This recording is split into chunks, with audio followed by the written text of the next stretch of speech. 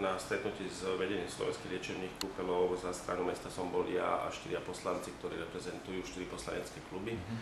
Bol to pán poslanec Jambor, pán poslanec Beňačka, pani poslankyňa Bartošová a pani poslankyňa Beňová. Na druhej strane zo strany Slovenských liečebných kúpeľov bol člen predstavenstva John Smith a generálny riaditeľ Klaus Pilc spolu s pánom doktorom Amírom Reskem, právnikom holdingu, ktorému patria tieto kúpeľné, a rokovanie sa znieslo v duchu vzájomných argumentov a snahy o pochopenie jednej aj druhej strany o riešenie kúpaliska Eva. My sme predostreli súčasný stav, kde sa nachádzame, čo sa týka výstavby nového plaveckého centra s konkrétnou už aj podobou, aj cenovou, vo vyjadrení sa ku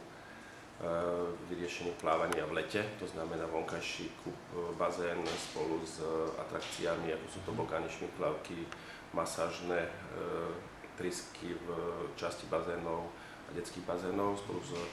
samozrejme s tou časťou, kde treba administratívu a sociálne zariadenia spolu so šatňami. Že vieme riešiť tento problém zhruba za 8 mesiacov od rozhodnutia, a tým pádom vieme vyjadriť aj finančný objem. Samozrejme zo strany kúpeľov sme očakávali, že nám povedia tiež, čo mienia s kúpaliskom Eva robiť a aké investície je potrebné do kúpaliska Eva. Nám už známe bolo to, že je pripravený určitý stupeň dokumentácie na rekonštrukciu kúpaliska Eva. Celkovo objeme rádovo v 5 miliónov eur,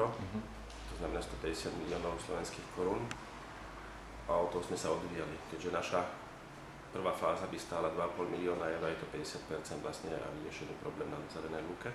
bez obmedzení technických, ako sú obmedzenia pre všetkým z titulu toho, že Eva je technická pamiatka, ktorá je chránená určitým legislatívou. Predostrel som určitú ponuku ešte stále ako poslednú fázu vo vyriešení vzťahu je to, že aj do EVI by sme vedeli ísť, ak sa poslanci rozhodnú, avšak musíme byť vlastníci kúpaliska Eva a vzhľadom na uvedené investície, ktoré vieme riešiť pri novom bazéne a vzhľadom na rekonštrukciu samotnej EVI sme požadovali a predostrel som návrh, že cena za prevod vlastníckych práv ku kúpalisku Eva tým pádom musí byť absolútne symbolická, pretože z ekonomického pohľadu to je absolútne nevýhodné kupovať za nejaké iné objemy. Keďže išlo prvé stretnutie, skutočne sme nehovorili konkrétne, za akých podmienok, ako som povedal v predchádzajúcom vstupe, tak my očakávame, že by malo ísť o symbolickú cenu, takže sme nehovorili, ako by sme túto symbolickú cenu hradili. Dohodli sme sa tak, že do 2 týždňov dostaneme stanovisko k našej ponuke prevodu vlastníckych práv za symbolickú cenu, že o 2 týždne budeme vedieť, ako sa k tomu vlastníci Slovenských liečebných kúpeľov budú stavať. A s takýmto materiálom pôjdeme do zastupiteľstva v decembri.